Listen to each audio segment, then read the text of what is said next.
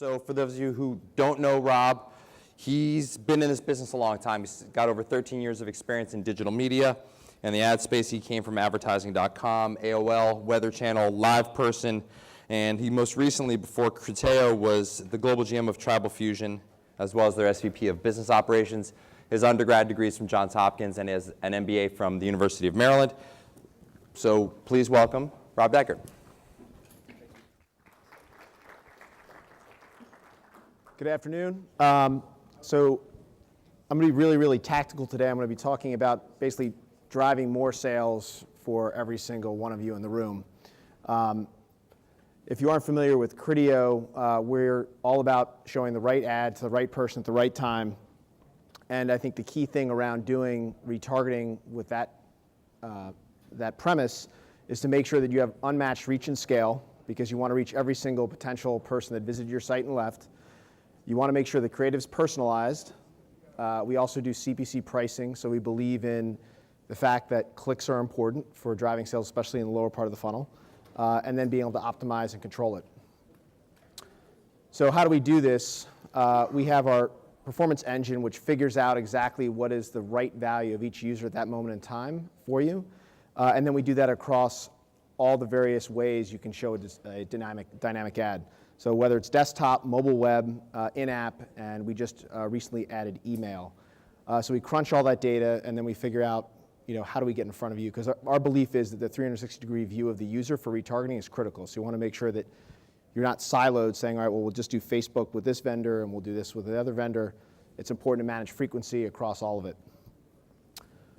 So who's Criteo? You may not have heard of us before. We're definitely newer in the US, but we're in 50+ countries with feet on the street, and then we just lit up to 130 countries globally where we're plugged in to inventory sources. We have over 1,000 employees, over 5,500 advertisers, 7,000 direct publisher relationships. We're an R&D company, so we're not really a sales company per se. So 40% of our workforce is R&D people working over in Paris and Palo Alto. We listed in October on the NASDAQ, trading around $2 billion market cap. We did about $9.7 billion in post-click transactions for our customers last year, as well as over a 90% retention rate, and that's actually higher in the US. So our stuff is very, very sticky. We kind of say it's kind of like Google search. You turn it on, you never turn it off. And in terms of cities, we're in about 16 cities.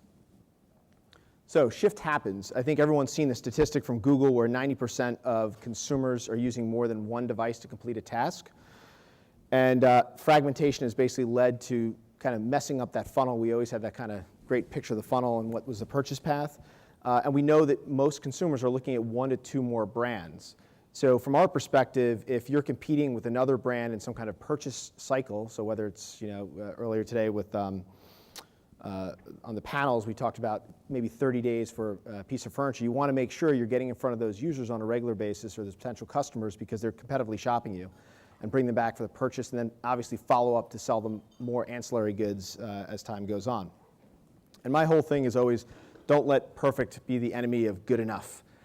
So a lot of times I'll meet with prospects and customers, and look, it's tough. Like you're running, especially if you're an established brand and you've been around for a long time, nobody wants to make a mistake and be the one that made that mistake. So it's, a lot of times we'll say, okay, well, we don't want to do mobile yet because we're waiting to redo the website. Yet there are still people buying on your mobile website. So from my perspective, it's always like, learn fast, potentially fail fast, and then, iterate and move on. So going back to that kind of minimum viable market approach. So how do we do this? So you can obviously scale efforts using mobile. We also have email retargeting, and then there's also like a mid-funnel solution in terms of driving more conversions. So how do you scale against current mobile shoppers? So e-commerce traffic is shifting. We're in all these countries globally, so we're actually seeing the shift faster in Europe. But the reality is that 15% of traffic is tablet, 12 mobile, and desktop is declining. Now, obviously, there's probably a substitutive effect between desktop and iPad. I'm sure everyone here has a relative or someone they know that's almost given up a laptop or desktop because now they use their iPad or tablet for email and everything else with a keyboard. So tablet's obviously growing quickly. The other interesting thing is you're seeing it's still growing very, very fast. So it's decelerating in terms of mobile m-commerce sales.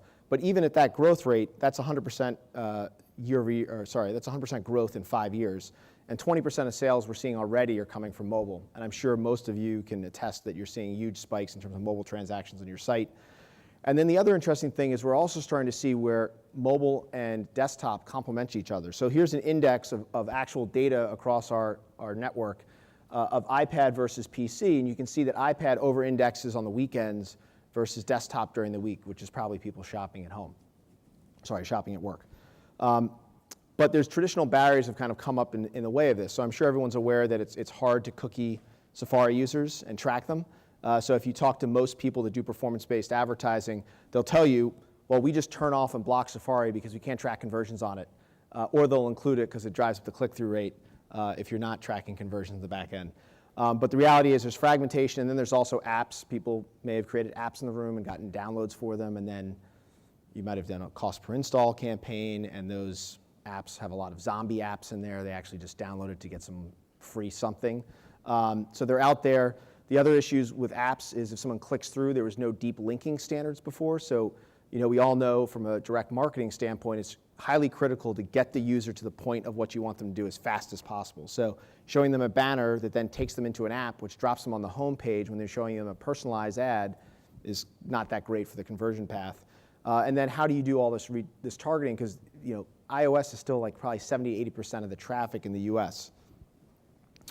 So we've rolled out a mobile solution that goes across all browsers, so it's a consistent experience. We have responsive design and just working with the swipe for banners, as well as we are able to cookie iOS users in a privacy-forward, friendly way, which I know there are other solutions out there where you can do it without doing that, but we believe we've always been privacy forward. We were founded in Paris. France, obviously, Europe has very strong privacy regulations, so we were the first ones to have the opt-out before ad choices. So it's really important from our perspective to give the consumer, clear controls over their ad choices. So standards are emerging, and there are other vendors that do this stuff, so we're not the only one, so we always suggest testing. But obviously, deep linking is now available. There's a couple different standards. You have HTML5 ads, so you can serve ads on every single device out there, and then obviously privacy-positive IDs with the Apple Ad ID and the Android Ad ID allow people to reset and opt out if they want. So the standards are there, which then makes it easier for all of you to leverage this stuff. So about a year ago, we bought AdX Tracking, which was more of an SDK solution for tracking downloads and lifetime value of apps. We've now augmented that solution to allow you to segment your users within your app. So if someone's shopping, looking at clothing or whatever, we'll be able to segment those and then obviously do a retargeted ad with a dynamic link, deep linking back to that page when someone clicks on that t-shirt they were looking at or some suggested item that we came up with.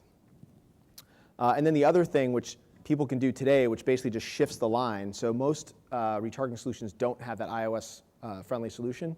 What we find is when you put in HTML creative and actually turn on, we have this extended browser support which allows users that aren't opted in to opt in, you get an average of 11% jump in conversions just overnight turning this stuff on. So it's one of those opportunities when you're looking at how do you actually make that goal for the quarter or the end of the year. This is a great way to kind of shift the line. Now you have to do something next quarter because your goals keep going up, but the reality is this is something that can be done right away. And this is one retailer which is worldwide. This is European data, but it was fascinating when I saw this because most people will say, okay, well, how quickly is this shift happening? And this is a huge opportunity from my perspective. In September, it was 1% of the sales were on mobile devices. By January, it was 31%. So if you think about it, that's a tremendous share shift going on. And if you're competing with someone like that, or that's you, or maybe that's not you and you're competing against this person, and the end users that are buying are actually shifting devices that quickly, you want to habituate them onto your platform versus them going someplace else. So it's important, as we talked about, everyone's competitively shopping. If you don't have a retargeting solution on mobile, and your competitor does, then my guess is they'll probably get more sales than you will. So email. I'm sure everyone has an email program in here. So we know 99% of people have email marketing. Does anybody not have email marketing in here? Where's the 1%? There should be one person that doesn't have it in the size of this room. No? Good. So we have to update that slide, John, to 100.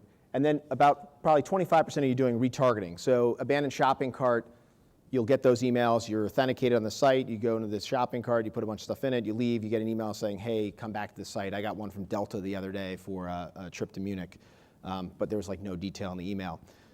So what are the basic things you can do to like improve your retargeting in email? So one is obviously be cross-device ready. So we all know that a lot of email reads are now coming through devices like the iPhone and Android. So responsive design is important. How do you maximize you need to maximize the relevance, so personalization is important as well. You want to act in real time, so you want to do real-time sending of these retargeting emails, not batch deployment, because that's from a recency and kind of actionability standpoint. And then you want to target behaviors. So we allow you to kind of target various segments on your site. You should be doing the same thing with email retargeting. It's not just a abandoned shopping cart solution. You can actually do the entire funnel. So what do these do in terms of data that we've seen? So responsive design, 18% conversion lift, 25% when you personalize it, 62% when you do real time versus batch deployment, and then a 2,000% conversion lift when you retarget with on-site behaviors. So real-time performance has arrived.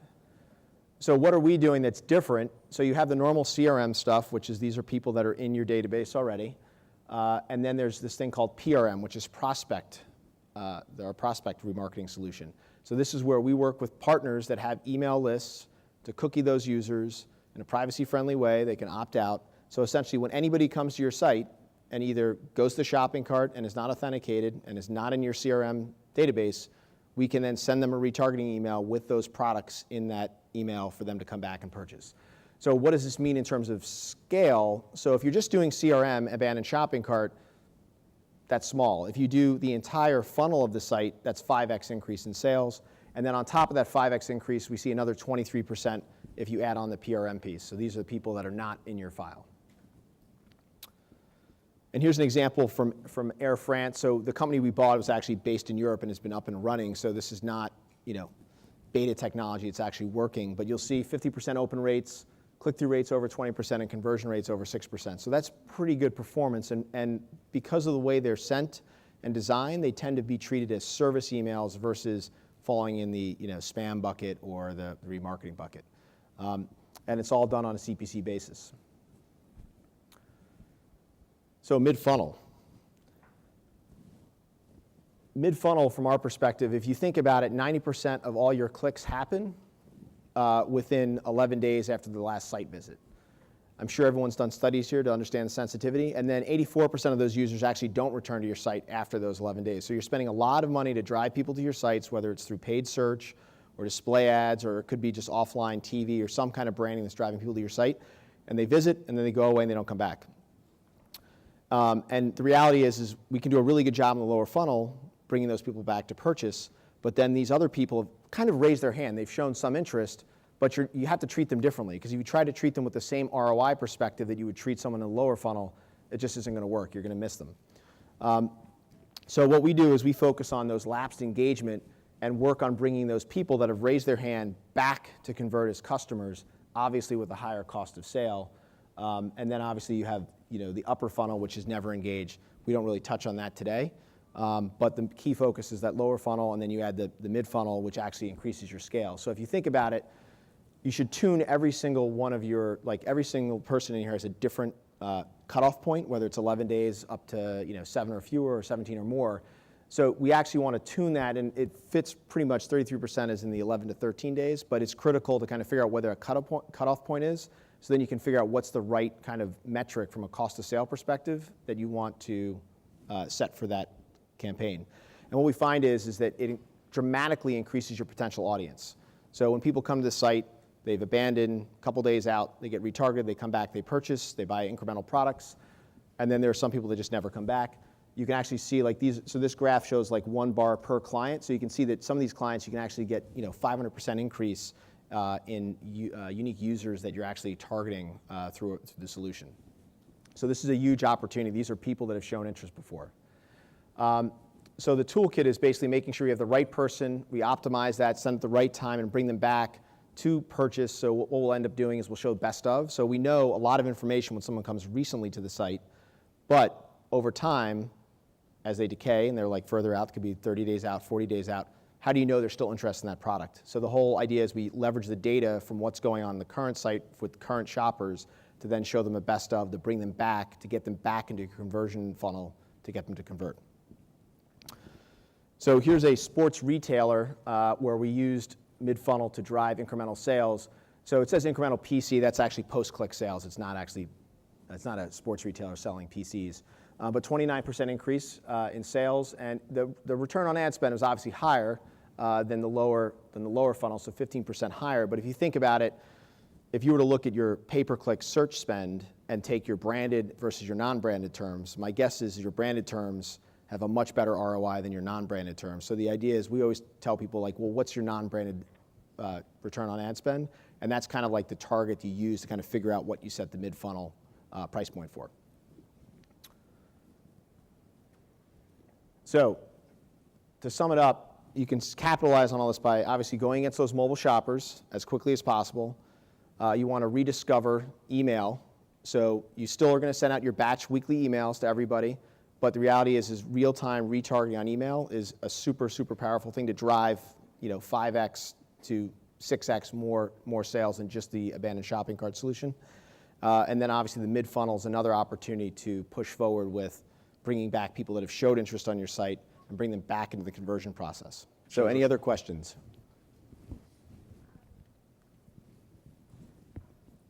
So how do you balance all the different customer touch points across the different channels?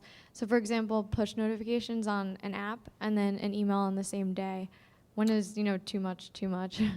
Yeah, so that's a great question. So one of the things we're rolling out in this quarter or next quarter is actual cross-device tracking, because cross-device is one of those things everyone's talking about, and a lot of times we're talking about probabilistic match, right, which then is statistical matching, which may or may not be accurate, and our belief is it has to be 100% accurate because you're doing retargeting.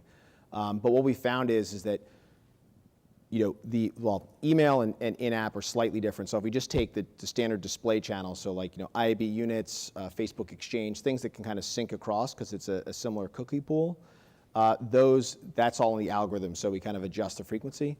In-app, for the most part, is if the person's shopping in-app, they're kind of in a silo today because it's in-app to in-app inventory.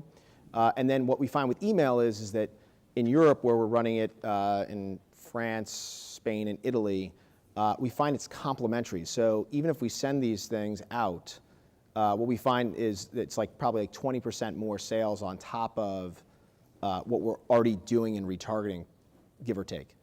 So we don't really see too much overlap. So our guess is that they either come through, people delete them or whatever, but the reality is we haven't seen a cannibalization between the two channels, which lends us to think that that's not an issue. But once we get cross-device matching across everything, then we can obviously start to optimize, because we know people start on mobile to browse and then potentially go to their desktop to purchase. As we heard in the panels earlier today, someone's probably not going to buy a $3,000 sofa via a mobile device or mobile web. But it would be great if you could then say, okay, great, the person's looking at the sofa. Now we know they're also on the desktop. Let's follow up there, or responsive design, tablet. So, great question. You. Anything else? Any other questions? Who's doing probabilistic cross-device by show of hands tracking? Nobody? Exact match? Authentication across all your platforms. And what are you doing, sir? No, I was looking at the gentleman nodding his head back there. Oh, yeah, we're just beginning to try to do that so we can understand a person's their buying behaviors, because they're, to your point, they're snacking, but they're not going to be buying maybe on their mobile, but they're doing a lot of research there. So what we're trying to figure out by doing that is when they're literally, in your example, on the couch with their pad, then messaging them then, whether it's abandoned shopping cart or an email or a text or something, to get them to remember to go back and consummate the purchase. But we're just beginning. And what, have you seen anything out of that data yet, or no? Yeah, it looks like there's a real opportunity there. It's just trying to link a persona to all the different devices and understanding, who that customer is. And but I think that's I mean, at least for us, our mobile conversion rate on phones specifically is like 25% of our website. You know, just, I mean, I wish it was more, but it's just not right now. But our tablet is much higher. It's about the same as our desktop. So we need to kind of consummate the relationship there. And you don't know that unless you can link them to their mobile. Yeah, and that's a great point, because we've seen some retailers where iPad actually is performing better now than desktop, but for the most part, it's always desktop, tablet's pretty close, and then mobile drops off pretty fast.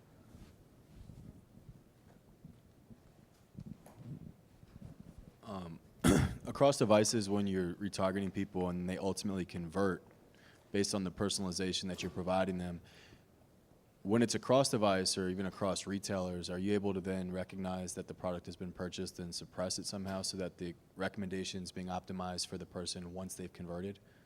Sure, so obviously once cross-device is linked up, then you can do the same suppression. So our normal solution will suppress anything that's purchased once that goes on. It's a setting, so some retailers will say don't turn that setting on, but for the most part, the default is to say don't show things that have already been purchased. We've had situations, it's actually interesting, where the retailer will come back and say, wait a second, you're showing products that we already purchased, and what we usually find out is they had some rule to basically block the conversion pixel from firing for employees buying on the website. So the employees were getting their retargeting ads with stuff they had purchased because they had done something, because they were from a tracking attribution standpoint. But yeah, that's critical within the cookie pool, and then obviously once you get into cross-device, then you'd want to do that across devices as well. And once you have a single view of the user, then obviously you can do that. Are you doing that today, or? I'm actually not a brand. I'm not Are you with a competitor? No, we work with you guys. Oh, okay, great. Any other questions? All right, great. Thank you very much.